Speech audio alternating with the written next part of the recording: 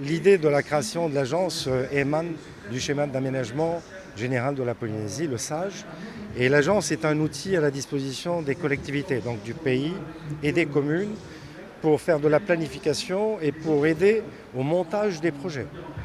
Un maire peut venir voir l'agence pour dire, bah, écoutez, voilà, j'ai tel problème dans ma commune, j'ai un problème lié à un quartier sur lequel nous souhaitons travailler.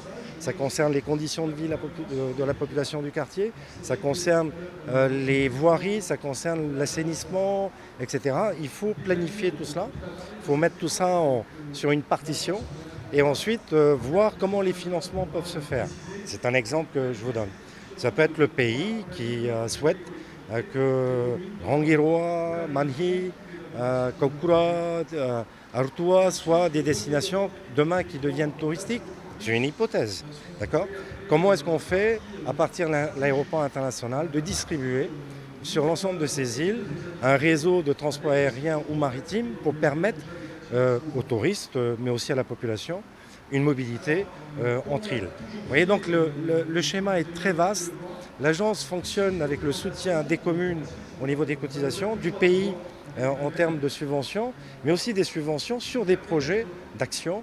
Et ce que nous espérons, c'est que toutes les communes de Polynésie adhèrent à Haut Poids. D'accord. Pour l'instant, c'est pas le cas, effectivement, et donc le financement, il va être comblé par le pays. Comment ça se passe? Les grandes communes ont adhéré à Haut Poids.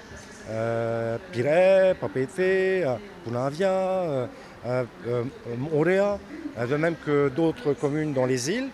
Ce qu'il faut simplement, c'est que les maires des petites communes, des petites îles, comprennent également que dans le cadre, par exemple, de l'élaboration de leurs plans généraux d'aménagement, l'agence peut les aider à mettre tout ça en place. Il est plus facile lorsqu'on est adhérent d'une agence, d'une association, si vous voulez, que d'être entendu.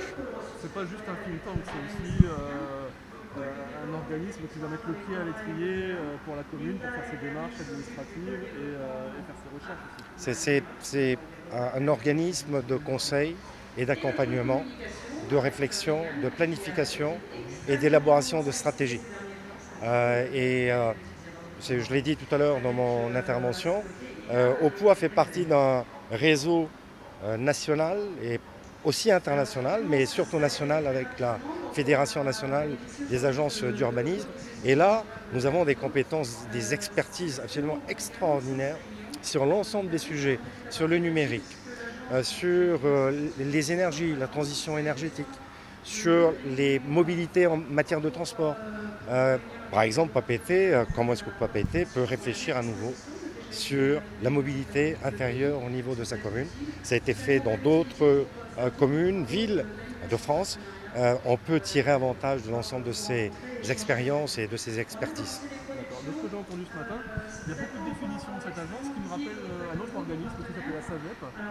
Quelle différence y a-t-il entre la SAGEP et l'OPOA aujourd'hui? Une société d'aménagement, c'est une société opérationnelle qui lance des travaux d'aménagement, ce qui est très différent.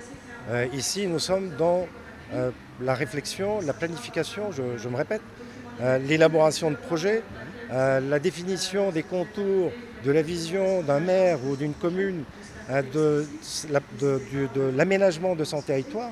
Ensuite viennent des strates en dessous de réalisation opérationnelle. Et là, on peut faire appel à une société d'aménagement, comme ce fut le cas pour la SAGEP, faire appel à l'OPH pour de la réalisation de logements ou de lutte contre l'insalubrité. On peut faire appel au service des transports, par exemple, pour régler un problème sérieux en matière de mobilité à l'intérieur d'une ville ou d'un quartier. Vous voyez ? Donc, c'est pas du tout au même niveau que l'on se situe.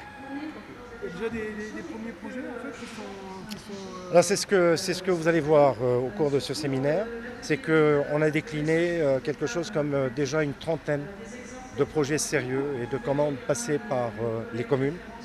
Ça va de gros projets d'aménagement et donc de planification de ces aménagements et jusqu'à des projets beaucoup plus modestes.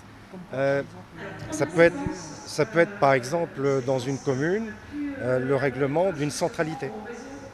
Ça peut être par exemple sur Bora, l'accueil des touristes à Veitapé, et la manière dont on peut gérer cet espace pour faire en sorte que ce soit un espace convivial où la population peut s'y rendre, rencontrer également des touristes et comment est-ce que la population peut bénéficier économiquement de l'installation de cette centralité. Vous voyez, voilà un exemple que l'on peut reproduire ailleurs. Prenons par exemple sur Punavia, où se trouve la centralité de Punavia. Sur Montréal, où se trouve la centralité de Montréal. Où se trouve une zone où les gens peuvent aller parce qu'il y a des entreprises, il y a des commerces, pas que des grandes surfaces, et pas étalés sur un territoire où on est obligé de faire 40 km pour se rendre, je ne sais pas, chez Champion. Voilà, c'est une réflexion qui doit être menée à l'échelle communale, mais aussi pour nous à l'échelle territoriale. Nous souhaitons que l'agence travaille avec nous sur le développement économique des Marquises par l'introduction d'équipements structurants comme l'aéroport international, comme un port en eau profonde, comme une base de pêche. Et comment est-ce que tout cela peut s'articuler et surtout sur le plan de l'aménagement du territoire et que l'on va ensuite décliner par des opérations liées à un contrat de développement, par exemple par archipel, financé par l'État, par le pays et aussi par les communes.